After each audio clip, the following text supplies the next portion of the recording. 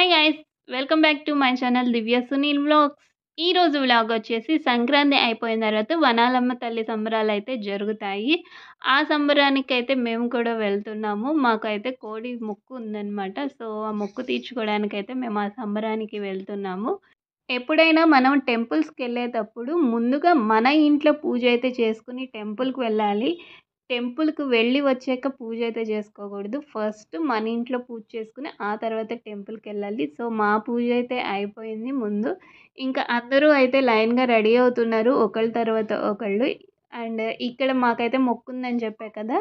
ఆ కోళ్ళనైతే ఇవిగో వీటిని కూడా రెడీ చేస్తున్నారు. పసుపై రాసి వేపాకు కడతారు కదా! అవన్నీ చేసి రెడీ అయితే చేస్తున్నారు. ఇంకా అందరూ ఒకళ్ళ తర్వాత ఒకళ్ళైతే రెడీ అవుతున్నారు. టెంపుల్‌కెళ్ళి మొక్కు తీర్చుకునే వరకు మనమైతే ఏం తినం కదా! ఇంకా టెంపుల్‌కెళ్ళి వచ్చిన తర్వాత తినటానికని చెప్పి పులిహోర అయితే ముందే చేసేసుకున్నాం. ఇంకా అందరూ రెడీ అయిపోయాం. బయలుదేరిపోతున్నాం. టెంపుల్‌కైతే వచ్చేసాం. క్రౌడ్ అయితే బాగానే ఉంది. అంత తోసుకునేంత క్రౌడ్ అయితే కాదు. పిల్లలు ఆడుకోవడానికి ఐటెమ్స్ అయితే మంచిగానే ఉన్నాయి. పిల్లలకి టైమ్ పాస్ అయితే మంచిగా అవుతాయి. అలాగే తినే ఐటెమ్స్ కూడా మంచిగానే ఉన్నాయి. చాలానే ఉన్నాయి తినే ఐటెమ్స్ కూడా. టెంపుల్ డెకరేషన్ కూడా చాలా చేశారు. చాలా బావుంది. లైట్ సెట్టింగ్ అయితే అంతా బావుంది. నైట్ వెళ్తే ఇంకా బాగుండేది. మేమైతే నైట్ వెళ్ళలేదు గానీ, నైట్ వెళ్ళిన వాళ్ళైతే మంచిగా ఎంజాయ్ చేసుంటారు. లైట్ సెట్టింగ్ అవంతా చాలా చేశారు. మేమేంటంటే మొక్కు తీర్చుకోవాలి కాబట్టి మార్నింగే వెళ్ళాం. మొక్కులనేవి మార్నింగే తీర్చుకుంటారు. నైట్ తీర్చుకోరు కాబట్టి మార్నింగ్ వెళ్ళాం. ఇంకా నైట్ అందుకని చెప్పి వెళ్ళలేదు.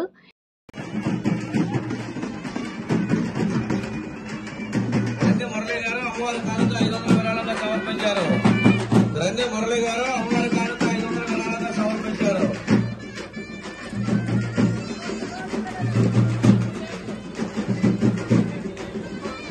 బాబు రాబాబు గారు అమ్మవారి కానుక. మన మచిలీపట్నంలో సంక్రాంతి అయిపోయిన తర్వాత వచ్చే మొదటి ఆదివారం ప్రతి సంవత్సరం కూడా ఆదివనాలమ్మ తల్లి సంబరాలు అయితే జరుగుతాయి. అలాగే నెల సంబరం కూడా చేస్తారు. అప్పటి వరకు అయితే నేను ఉండకపోవచ్చు. అండ్ ఈ టెంపుల్కి వెళ్ళినప్పుడు ఈ టెంపుల్లో నేను ఫేస్ చేసిన ప్రాబ్లం అయితే మీతో తప్పకుండా షేర్ చేసుకోవాలి. ఇక్కడ మాకు అమ్మవారి దర్శనం 15 మినిట్స్‌లో అయిపోవాల్సింది 1 అవర్ అయితే పట్టింది. దానికి రీజన్ ఏంటంటే మేము క్యూ లైన్‌లో వెళ్ళడమే మిస్టేక్. ఎందుకు ఇలా అంటున్నానంటే క్యూ లైన్‌లో మంచిగా వెళ్తుంటే క్యూ లైన్‌లో వాళ్ళని ఆపేసి రికమెండెడ్ క్యాండిడేట్స్‌ని మాత్రం ముందు పంపించేస్తున్నారు గుడి లోపలికి. సో, అందుకని మాకైతే 15 మినిట్స్‌లో దర్శనం అవ్వాల్సింది 1 అవర్ పడుతుంది. ఈ మెయింటెనెన్స్ అయితే నాకైతే నచ్చలేదు. మంచిగా క్యూ లైన్‌లో వెళ్తే మాత్రం ఇదిగో ఇలా 1 అవర్ వెయిట్ చేయాల్సి వచ్చింది. రికమెండెడ్ క్యాండిడేట్స్ మాత్రం ఇలా వెళ్ళి అలా వచ్చేస్తున్నారు.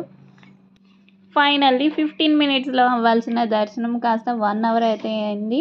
తర్వాత ఇంటికైతే వచ్చేసాము. పులిహోర తినేసి లంచ్ ప్రిపరేషన్స్ అయితే చేస్తున్నాము. ఇంకా పలావ్ రైస్ టైప్‌లో అయితే రైస్ వండేస్తున్నా. ఆ తర్వాత చికెన్ కోసం అని చెప్పి అన్నీ రెడీ చేస్తున్నాము. చికెన్ కర్రీ అయితే వండడానికి. ఒకవైపు రైస్ పెట్టేశాను. ఇంకో సైడ్ అయితే చికెన్ కర్రీ వండేస్తున్నాను. ఫస్ట్‌లో చూపించా కదా నాటుకోళ్ళు.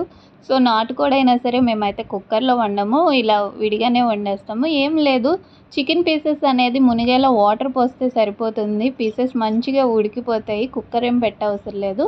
సో, నేనైతే మామూలుగానే వండాను. పీసెస్ అయితే మంచిగానే ఉడికిపోయినాయి. కర్రీ అయితే సూపర్ వచ్చింది. ఈ కాంప్లిమెంట్స్ మాత్రం మా హస్బెండ్ నుంచే వచ్చినాయి. ముక్క కూడా మంచిగా ఉడికిందని చెప్పి. ఇంకో సైడ్ అయితే పెరుగు చట్నీ కూడా చేసేసాను. ఇంకా ఫైనల్లీ లంచ్ రెడీ అయిపోయింది. నేను కూడా తినేస్తున్నాను. ఈ వ్లాగ్ అయితే ఇక్కడితో ఎండ్ చేస్తున్నా. మీరు మాత్రం నా ఛానల్ని సబ్స్క్రైబ్ చేసుకోండి. పక్కనే ఉన్న బెల్ ఐకాన్ని ప్రెస్ చేయడం మాత్రం మర్చిపోకండి. Thanks for watching. See you in the next vlog. Bye guys.